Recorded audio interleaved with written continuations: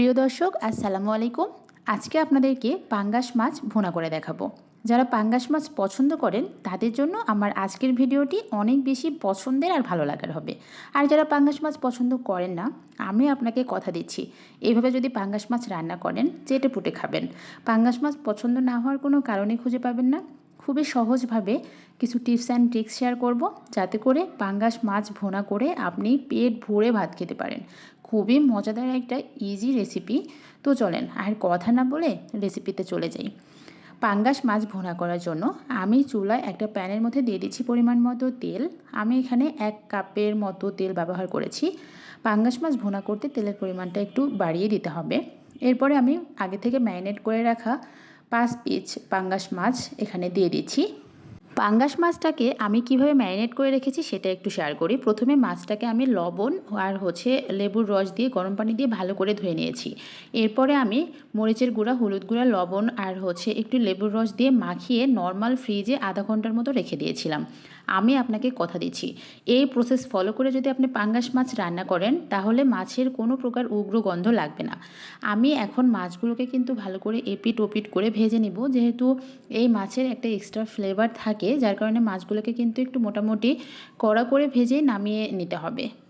নিশ্চয়ই দেখে বুঝতে পেরেছেন আমি মাছগুলোকে কিভাবে ভেজে নিলাম। মাছগুলো আমার সবগুলো ভেজে একটা বাটিতে করে উঠিয়ে নিয়ে নিলাম। এখন ওই একই তেলের মধ্যে আমি দিয়ে দিব কিছু গোটা গরম মশলা। এখানে আছে 2টা তেজপাতা, 1 চামচের মতো আছে গোটা জিরে, 2টা সাদা এলাচ আর 2টা দারচিনি। এখন তেলের মধ্যে এই মশলাগুলোকে আমি কয়েক সেকেন্ড ভেজে নিব। বেশি ভাজা ভাজা হয়ে গেলে, পুড়ে গেলে কিন্তু তরকারির স্বাদটা একদম নষ্ট হয়ে যাবে। এরপরে আমি 1 কাপ পরিমাণ পেঁয়াজ কুচি ব্যবহার করছি। পেঁয়াজটাকেও আমি ভালো করে ভেজে নিয়েছি। একদম গোল্ডেন ব্রাউন করার দরকার নেই। যখন পেঁয়াজের কালারটা হালকা একটু চেঞ্জ হয়ে আসছে, ওই মুহূর্তে আমি পানি ব্যবহার করছি মশলাগুলোকে ভালো করে কষিয়ে নেওয়ার জন্য। এখন আমি এখানে দিয়ে দিলাম আদা, রসুন, জিরা আর ধনিয়া বাটা 1 চামচ করে। আর এখানে 2টা বড় সাইজের পেঁয়াজ বাটা ব্যবহার করেছি। মশলাগুলোকে আমি 1 মিনিটের মতো একটু তেলের মধ্যে ভেজে নিয়ে এরপরে আমি দিয়ে দিচ্ছি হাফ চামচের একটু বেশি হলুদ গুঁড়া, 1 চামচ আমি টোটাল মরিচের গুঁড়া ব্যবহার করেছি, স্বাদ মতো লবণ দিয়ে দিচ্ছি আর অল্প একটু ধনিয়া গুঁড়া ব্যবহার করছি। আমি কিন্তু ধনিয়া বাটা ব্যবহার করেছি, যার কারণে ধনিয়া গুঁড়াটা অল্প একটু ব্যবহার করছি। এখন মশলাটাকে ভালো করে কষিয়ে নেওয়ার পালা। যেহেতু পাঙ্গাস মাছ আমি ভুনা করব, সেহেতু মশলাটাকে কিন্তু ভালো করে ভুনিয়ে নেওয়া বা কষিয়ে নেওয়াটা ভীষণ ইম্পর্টেন্ট। তো মশলাটা থেকে ভালো করে তেল ছেড়ে দিলে আমি এখানে ভেজে রাখা পাঙ্গাস মাছের পিসগুলো দিয়ে দিচ্ছি। পাঙ্গাস মাছ এভাবে কষিয়ে নিলে কিন্তু মাছ ভুনাটা খেতে ভীষণ ভালো লাগে। অবশ্যই চেষ্টা করবেন এই অবস্থায় মাছগুলো দিয়ে ভালো করে কষিয়ে নেওয়ার। আমি কিন্তু এপিট ওপিট করে মাছগুলোকে ভালো করে কষিয়ে নিচ্ছি।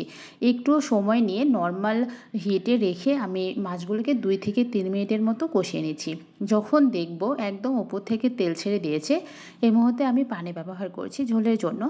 আসলে ঝোলের জন্য পানির ওইভাবে কোনো পরিমাপ নেই, যে যার পছন্দ মতো, যে যার পরিমাণ মতো পানি ব্যবহার করবেন। পানিটা দেওয়ার পরে আমি ঢাকনা দিয়ে ঢেকে মাছটাকে ভালো করে ফুটিয়ে নিচ্ছি। 4-5 মিনিটের মতো আমি মাছটাকে ভালো করে ফুটিয়ে নিয়েছি। আর এরপরে আমি এখানে ব্যবহার করব কিছু আস্ত কাঁচামরিচ। পাঙ্গাস মাছ ভুনায় আস্ত কাঁচামরিচ ব্যবহার করলে মাছের কিন্তু একটা সুন্দর ফ্লেভার হয়, আমার কাছে ভীষণ ভালো লাগে। তো মরিচগুলো দেওয়ার পরেও কিন্তু আমি ঢাকনা দিয়ে ঢেকে আরও 5-6 মিনিটের মতো রান্না করে নিব। আজকের এই পাঙ্গাস মাছ ভুনায় আমি প্রথমেই জিরা বাটার পরিমাণটা একটু বেশি দিয়ে দিয়েছিলাম। এরপরে কিন্তু আমি জিরা গুঁড়া ব্যবহার করে নাই। আপনি চাইলে অল্প একটু জিরা গুঁড়া ব্যবহার করতে পারেন।